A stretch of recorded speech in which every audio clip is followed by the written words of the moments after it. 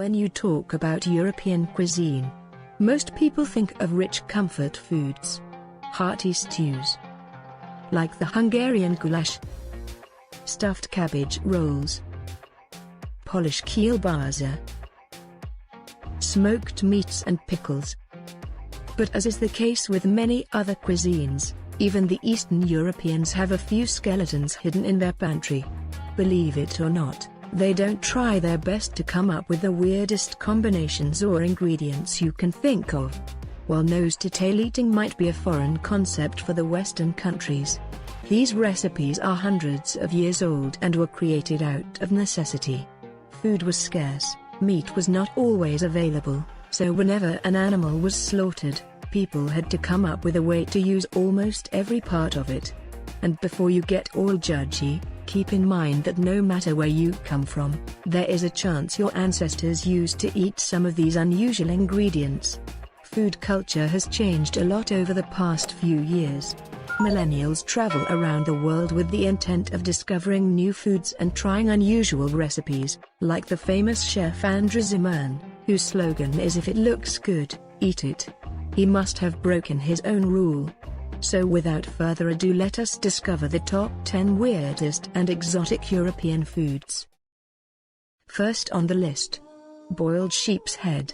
The habit of cooking the animal's head is very common in many African countries, but not strange to some European countries, like Iceland, where svith is a traditional dish consisting of a sheep's head cut in half and then boiled. Although not as common in Eastern European countries, you can still find households where sheep or lamb head is boiled or oven roasted. Adding onions, carrots and different herbs will give a great flavor. The eyes are considered a delicacy, and that is why they are offered to the guest of honor. Those brave enough to try it claim to have experienced a unique creamy, yet gelatinous texture and a potpourri of flavors. If eyeballs are not your cup of tea, you can try brain, tongue or the meat from inside the cheeks, which is supposed to be particularly tasty. Number 2. Jellied pig's feet. If you have ever tried the pickled pig feet found in American grocery stores, this recipe might not sound very odd to you. And if you ask me, pickled sounds worse than jellied. Jellied pig's feet is a recipe found in many Eastern European countries, Hungary, Poland, Romania, just to name a few. There is also a Jewish recipe, pecha, that is similar, but uses calf's feet. The feet are cooked for hours along with other pieces of meat, ears, tails, head, onions, carrots, garlic, herbs. The resulting broth is strained, mixed with meat, picked off the bones and diced carrots and some gelatin, and then poured into molds and refrigerated overnight. The final product is basically a meat jelly that tastes like pork and vegetables. Can you picture patients in American hospitals being served pork jelly instead of the colorful jello? Me neither, although one is way healthier than the other. Number 3. Tripe soup. While some find it scary and others fascinating, tripe is just one of those foods that you might never want to try because of the way it looks weird. Beef tripe refers to the muscle wall of the first 3 chambers of a cow's stomach: the rumen, the reticulum, and the omasum. Each of them has a different texture, but they are equally unpleasant looking. Although the reticulum, that looks like a honeycomb, could surely get the first prize. One of the most off-putting things about tripe and tripe soup preparation, other than the way it looks, of course, is the smell it releases while it's being cooked. That is why it's supposed to be cleaned thoroughly and then simmered for hours, until tender. The Romanian recipe contains garlic, is thickened with egg yolks and sour cream and served with vinegar. When cooked properly, the soup shouldn't have any funky smells.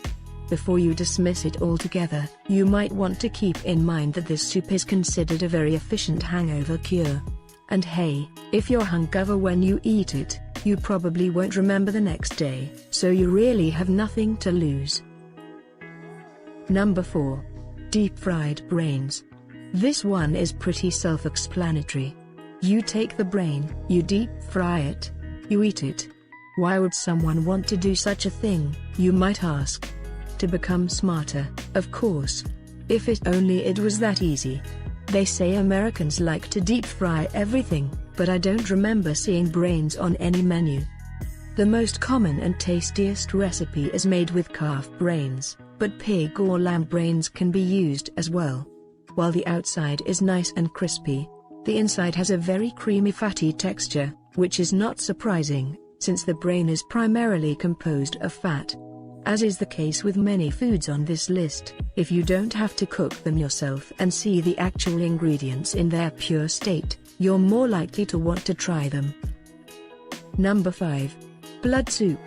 This sounds like something Dracula would have enjoyed for lunch and a dish that people suffering from blood phobia should avoid.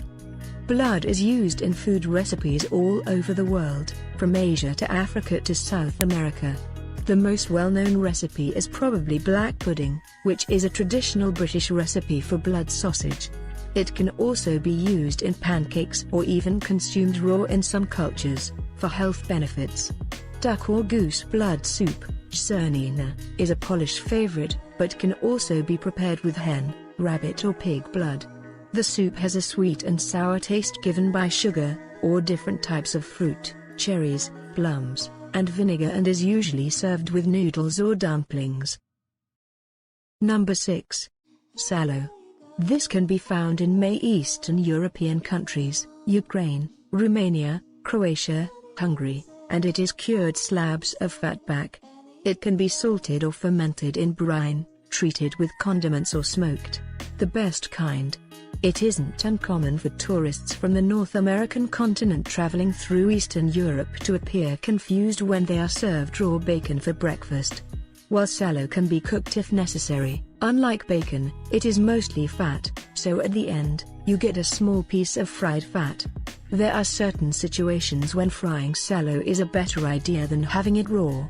Fishermen or people going camping will take a slab with them and cook it over an open fire and serve it with fresh bread, tomatoes and onions. It might sound disgusting, but it smells and tastes really good. Salo can be served with or without skin.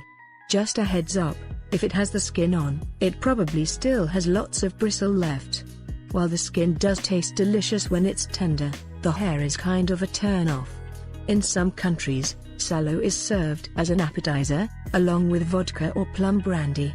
Some people claim that if you keep eating salo while drinking, you can have as much vodka as you want and you will never get drunk. That's because you'll probably have a heart attack first. Number 7. Sweet poppy seed pasta. Pasta is one of those dishes that are always savory and almost never associated with dessert. However, in Eastern Europe there are several recipes that have turned pasta into a sweet dish.